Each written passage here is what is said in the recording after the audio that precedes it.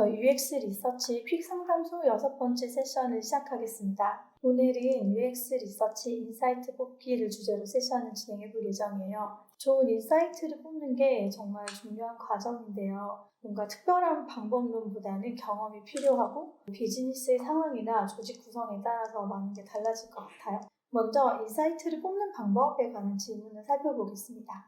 어피니티 다이어그램을 통해 인사이트를 도출할 때 제 주관과 편향이 들어가지 않는다는 것을 어떻게 알 수 있을까요? 라고 질문을 남겨주셨어요. 저희가 사실 어피니티 다이어그램이라고 해서 저희도 한번 찾아봤거든요. 그룹핑이더라고요, 결국에는.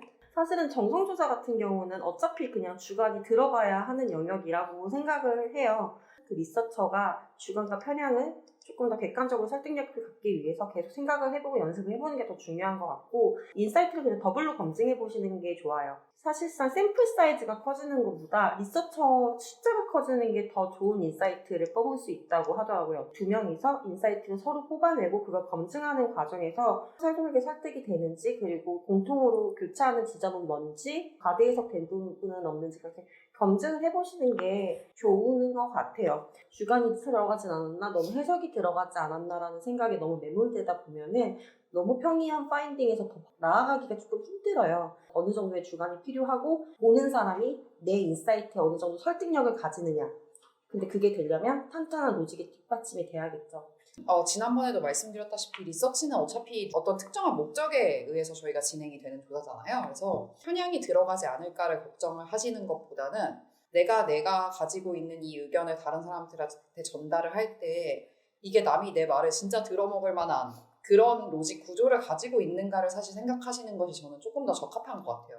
혼자 일하는 1인 리서처인 경우에는 PM이라든지 같이 이 데이터를 볼 사람과 이야기를 나누는 것도 도움이 될까요? 네, 무조건이요. 그리고 특히 리서치를 의뢰한 사업 부서가 있거나 서비스를 주관하는 사업팀이 있다라고 하면 사실은 사업팀에서 가지고 있는 생각이 때로는 소비자들의 생각보다 더 정확한 상황도 있거든요. 그런 얘기들을 많이 듣고 그거를 내가 결과 해석을 하실 때 녹여내는 것도 사실 하나의 되게 좋은 방법이라고 생각을 합니다. 정량조사 해석에 관한 질문을 보려고 해요. 데이터를 뽑아서 손에 넣었는데 막상 이를 통해서 유의미한 수치 변화가 있었는지 가늠하는 것이 참 어렵다. 차트를 보고도 어디에 집중해야 할지, 어떻게 읽어야 될지 고민인데 관련한 팁이 있을까요? 라고 질문을 주셨어요.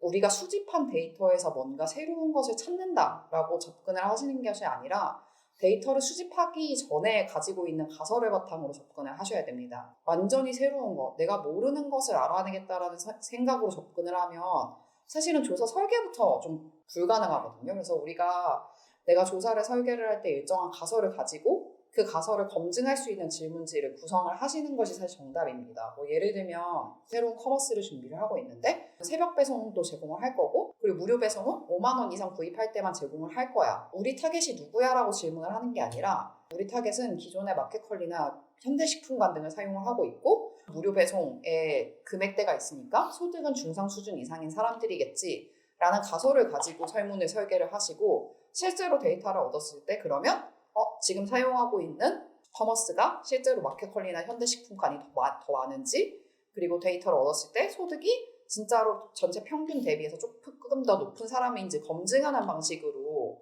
사실 데이터를 읽는 게 제일 정석적인 방법이라고 저는 생각을 합니다. 어떤 분들은 이게 미리 답을 정해놓고 좀 거기에 끼워 맞추는 게 아니야 라는 질문을 하셨는데요. 답을 정해놓고 끼워 맞춘다면 내가 가지고 있는 답이 사실 틀렸을 때 그걸 인정하지 않은 상황에서 내 답을 정해놓고 끼워 맞추는 거고, 반대로 이 가설이 맞았으면 왜 어떤 점 때문에 내가 이 가설을 맞았다고 볼 수 있는지, 반대로 가설이 틀렸다면 어떤 이유 때문에 틀렸고 그럼 나는 이 가설을 어떤 식으로 수정을 해야 되는지를 찾아낸다는 방식으로 데이터를 보는 게 사실 제일 정석적인 방법입니다. 또 다음으로 이어지는 게 그럼 이런 가설은 어떻게 만드느냐라고 하는 건데요. 데이터를 많이 보고 경험을 많이 할수록 쉽게 가설을 설정을 하실 수 있을 것 같아요. 경험이 많아지면 많아질수록 의미 있는 데이터를 찾아내는 게 훨씬 더 쉽고, 조사를 여러분들이 처음에 설계를 하는 것부터 리서치 데이터를 수집하는 것까지 전 과정이 다 사실 경험에 따라서 쉬워진다는 것을 의미하기도 합니다. 기존 상품을 개편하기 위한 U&A 조사도 가설을 먼저 수립하고 리서치를 진행하는 것이 좋을까요? 방향성을 결정하기에 앞서 현 고객의 이용 추이와 페인 포인트 등을 보기 위해 서비스 전반에 대한 리서치를 진행하면 너무 제네럴한 조사가 될지 걱정이 있기도 합니다. 라고 말씀을 주셨는데요. 실제로 저도 조사를 진행을 하고 나서 이런 코멘트들을 되게 많이 봤거든요. 나 이거 다 아는 내용이야. 그래서 나보고 내가 뭘 어떻게 해야 돼? 라는 말씀을 하시는데 리서치의 이제 가장 기본적인 기능은 내가 아는 내용을 다른 사람들도 그렇게 생각을 하는지 검증하는 것이 사실 가장 일차적인 데이터이기 때문에 이런 데이터가 내부적으로 없다라고 생각을 하시면은 그런 제네럴한 데이터를 얻는 것이 저는 하나의 방법이라고 생각을 하고요. 또 산업군에 따라서 조금 다르겠지만 UNA 조사 같은 경우는 한번 진행을 하면 급격하게 변하지 않는 데이터거든요. 다 아는 내용이라고 해도 한번 그냥 쌓아두고 어디든 1년은 쓰는 것 같아요. 그 데이터를 가지고 그러면 우리가 여기에서 추가적으로 뭘 할 수 있는지, 그러니까 결국 약간 기초자료로 사용하시는 목표로 한번 진행을 하시는 것도 저는 좋다고 생각합니다. 소비자의 변화가 저희의 생각과 되게 다를 수가 있거든요. 이게 특히나 일을 오래 하면은 할수록 이 마켓은 이럴 거야 라는 그 가설을 계속 가지고 가시는 경우가 많은데 UNA를 굉장히 오랜만에 하거나 주변 전반 환경이 확 바뀔 때는 UNA가 굉장히 급속도로 바뀌어요. 이 마켓이 어떻게 진화하고 있는지 가독가도 해주시는 게 좋기는 해요. 코로나 끝나고 나서 모든 기업들이 제일 먼저 다시 시작한 게 브랜드 인덱스 조사와 UNA 조사. 코로나 같이 엄청 극단적인 것도 있지만 생각하지도 못한 어떤 신흥 강자가 나타났어. 그거에 맞춰서 UNA를 하셔도 되고 다 아는 데이터라고 하셔도 한 번 정도는 쌓아서 실제로 내가 아는 것이 진짜 맞는지를 검증해 보시는 걸 추천드립니다.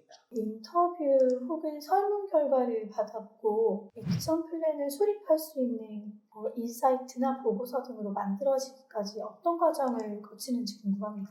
답이 없어서 그냥 저의 케이스를 말씀을 드리면은 일단은 조사 초반에 정성조사 같은 경우를 말씀을 드리자면 뭐 그룹수로는 한 2개 정도, IDI라면 샘플수로는 한 3개 정도 보고 나면은 거의 엔간한 인사이트는 다 잡히거든요.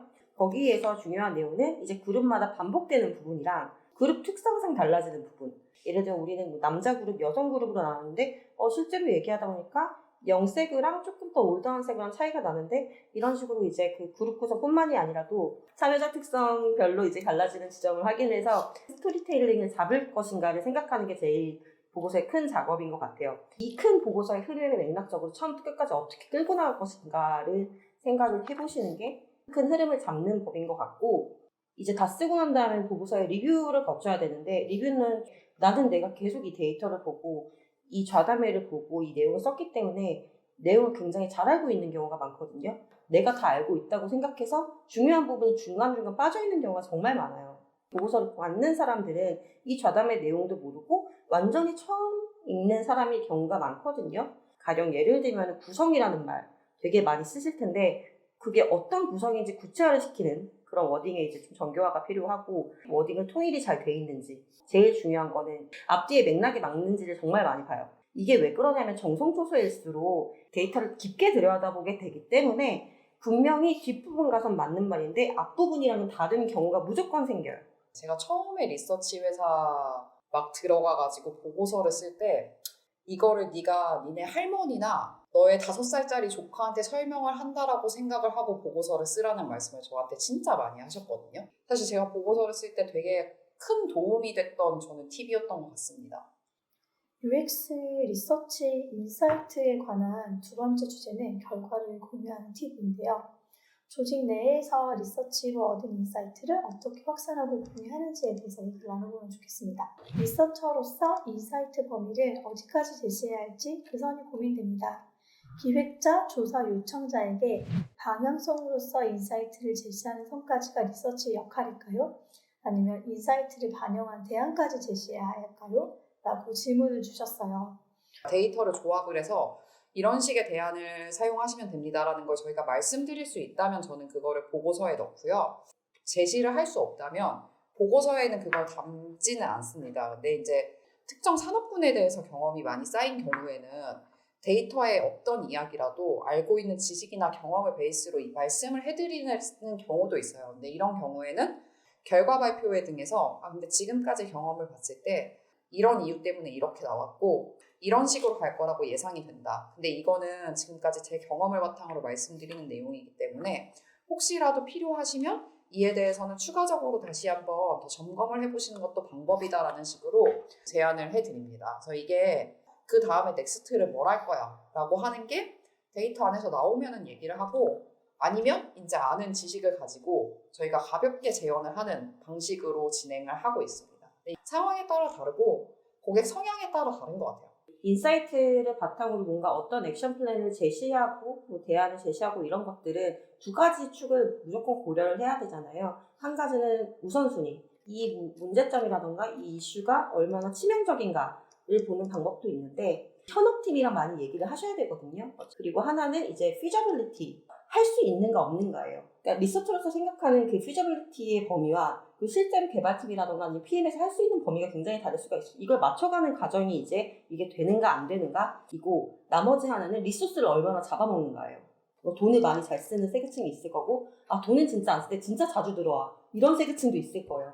매출을 올리려면 상식적으로 생각했을 때는 돈을 많이 쓰는 세계층을 끌어들여야 되는데, 거기에서 리소스 투입이 너무 많이 된다면은 다른 식으로 우회해서 생각을 해볼 수도 있는 거죠. 그거는 PM이랑 이제 개발팀이랑 같이 얘기를 하셔서, 근데 이번에 리소스가 더 적게 들어요. 이 이번이 자주 들어오니까 자주 확산을 하겠지 하고 다른 역할을 이 사이트를 바탕으로 부여해도 되는 거거든요. 리소스랑 우선순위를 생각했을 때 어떻게 이거를 좀 끌고 나갈 수 있을까를 생각해 보는데, 그게 이제 리서처가 대안을 제시할 수 있는 방법이라는 생각이 들어요.